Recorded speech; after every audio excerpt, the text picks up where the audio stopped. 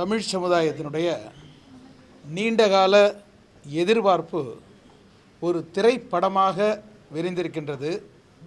இந்த படத்தை சிறை என்று சொல்வதை விட கலையுலகத்திற்கு புதிதாக முளைத்திருக்கின்ற சிறகு என்று சொல்லலாம். இந்த படத்தினுடைய கதாநாயகன் அப்துல், கதாநாயகி கலை. அப்துல், கலை இருவரை வைத்து சொல்லப்பட்ட இந்த கதையின் வாயிலாக பல்லாயிரக்கணக்கான அப்துல்களை பற்றி அறிந்து கொள்ள முடிகின்றது. 5 ஆண்டு கால விசாரணை கைதி வாழ்க்கை எவ்வளவு துயரமானது என்பதை ஒவ்வொருவருடைய கண்ணீரில் இந்த கதையை எழுதியிருக்கிறார்கள். திரையில் படம் இருந்தாலும் கண்ணீர் திரை அதை மறைக்கும் அளவுக்கு உள்ளத்தை உருக்கும் வகையில் எழுதியிருக்கிறார்கள் என்று சொன்னால் 16 ஆண்டுகள், 20 ஆண்டுகள், 25 ஆண்டுகள் எல்லாம் சிறையிலே விசாரணை கைதிகள் வதைப்பட்டு கொண்டிருக்கிறார்கள். காவல்துறையில் இருக்கின்ற பல கொடிய குணம் கொண்டோரை தாண்டி மனிதம் கொண்ட பலர் இருக்கிறார்கள் என்பதை இந்த படம் காட்டுகின்றது.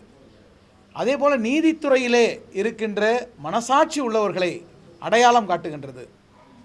இருளும் ஒளியும் இணைந்து வருவது போல இந்த படத்திலே அதிகாரத்தை தவறாக பயன்படுத்தி அப்பாவிகளை தண்டிப்பவர்கள், தன்னுடைய குறைந்தபட்ச அதிகாரத்தை பயன்படுத்தி ஏதிலிகளை, எளியவர்களை காப்பவர்கள் என்று 2 பரிமாணங்களையும் இந்த படம் காட்டியிருக்கின்றது.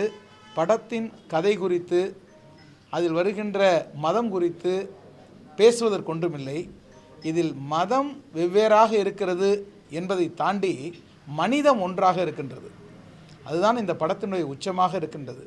எளிய மக்களுடைய இதயங்களை தொடக்கூடியதோடு இந்த நாட்டின் மனசாட்சியை உலுக்கி இருக்கின்றது. இந்த படத்தை பார்த்துவிட்டு லவ் ஜிஹாதுக்கு ஆதரவாக படம் எடுத்து விட்டார் என்று சிலர் சொல்லக்கூடும். ஆனால் இந்த படம் மனிதத்தை பேசுகின்றது, மனசாட்சியை தொடுகின்றது. ஆதரிக்கத்தக்க, வரவேற்கத்தக்க அருமையான படம். நன்றி.